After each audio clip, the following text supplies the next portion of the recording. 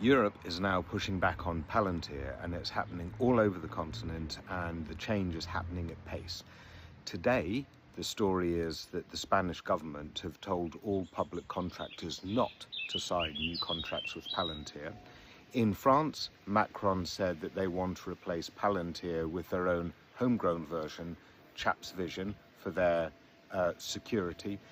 With the Netherlands and Denmark, they're also looking for European homegrown replacements. Also, Europol, which was using Palantir's Gotham for 10 years, has now stopped using that. In the UK, even though the government recently took on a Palantir contract, the mayor of London, Sadiq Khan, blocked a 50 million new contract for the Met Police, and now Palantir trying to sue him. In Switzerland, a magazine called Republic found that Palantir had tried to bid for contracts 9 times and been constantly shut out. They published about that. Palantir then tried to sue them for not giving them enough right of reply and writing counterbalancing stories. They lost in court and had to pay 95% of the damages. So there is a lot of pushback in Europe happening at the moment with Palantir. Why? One reason is, of course, the absolute mad stuff that's been coming out from their CEO, Alex Karp, and their founder, Peter Thiel, which is regarded as dangerous. There is also the reputation of Palantir being intimately involved in ICE data in the States and also in Israeli operations in Gaza, which are very likely associated with war crimes. But there is also a growing feeling in Europe that we need tech sovereignty.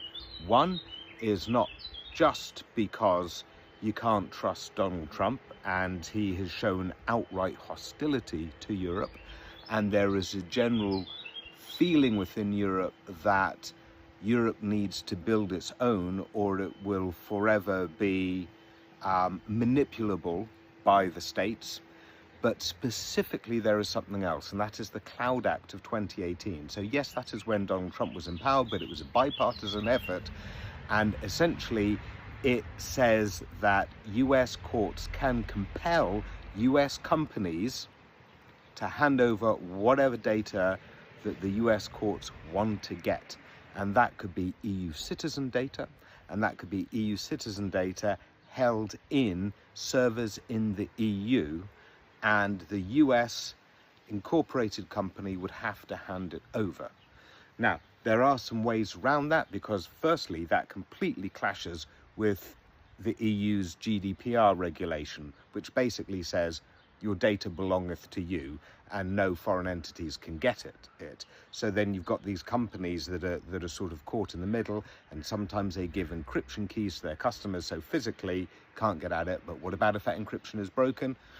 Nevertheless, this is why the first entities you are seeing rejecting Palantir, an American-based company, are associated with the intelligence services around Europe, because probably safe is not good enough if America has that kind of reach into your most sensitive information. So that is why so many of these European companies are looking to Europe-based entities to do that work and hold those data.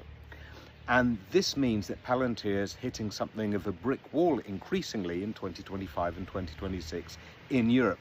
It used to be the case that 40% of Palantir's business a few years back was in the US, and then the rest was around the world. Now it's 75%. So Palantir is really growing fast in the US. Its second biggest customer is the UK, and in the UK there's a real battle going on against Palantir. Palantir first got a foothold in the UK during COVID, and then it managed to get its foot into the NHS database system in 2023. Then when Keir Starmer came to power and went out to the States, Peter Mandelson introduced him to Palantir there and Alex Karp there, while Peter Mandelson, while his own company, Global Counsel, was a lobbying organization for Palantir. So very dodgy there. And then shortly after that, like about 10 months later, Palantir got a massive, I think it was about £500 million contract in the UK for our defence. And that is now hotly disputed alongside the NHS one. And this is also one of the reasons why Sadiq Khan shut down the new contract with the Met. Now Palantir trying to, so it's real battle on in the UK.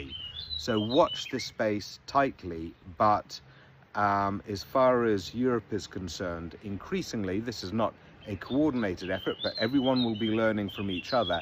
There is a real drive to keep American companies like Palantir with terrible reputations in terms of the personnel, in terms of their history, and in terms of the vulnerability in geopolitics out of Europe, and actually have homegrown European alternatives instead.